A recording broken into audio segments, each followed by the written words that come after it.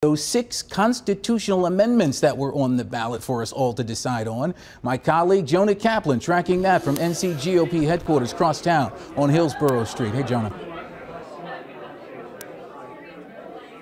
You know, Joel, all those races that you just talked about, they're so significant and they relate directly with those proposed constitutional amendments because the amendments are really principles and they don't have the legislation yet to base off of those principles if they're approved. So if the Republicans retain that supermajority in both the House and the Senate, then they'll be able to write the legislation as they see fit to some of these issues on the amendments. But if they don't, then they can be vetoed by the governor and you'll have to see some middle ground. And here are some of the things that have been approved by the voters in North Carolina. One of them not so controversial.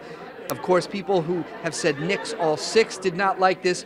The amendment about victims' rights, Marsy's Law, that is comfortably being approved by North Carolina voters, giving more rights to victims, like being notified about different hearings in a process when someone is being charged with a crime. Also being passed, one of the more controversial amendments, the proposed amendment to require a photo ID to vote. Now again, that's an amendment where we don't know exactly, at least on that ballot question, what kind of IDs are going to be accepted, who needs to present those IDs. So again, if the Republicans lose that supermajority, Democratic Governor Roy Cooper could veto potential legislation and they'll have to come to some sort of compromise.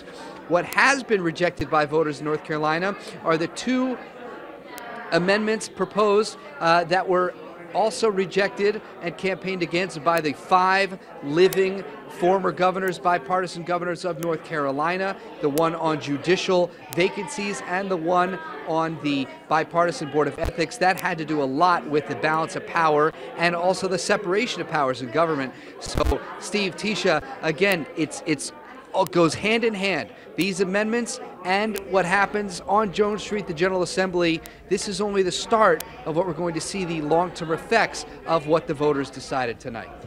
All right, it will play out in the legislature. Jonah Kaplan on Hillsborough Street at the DoubleTree Hotel. Jonah, thanks very much.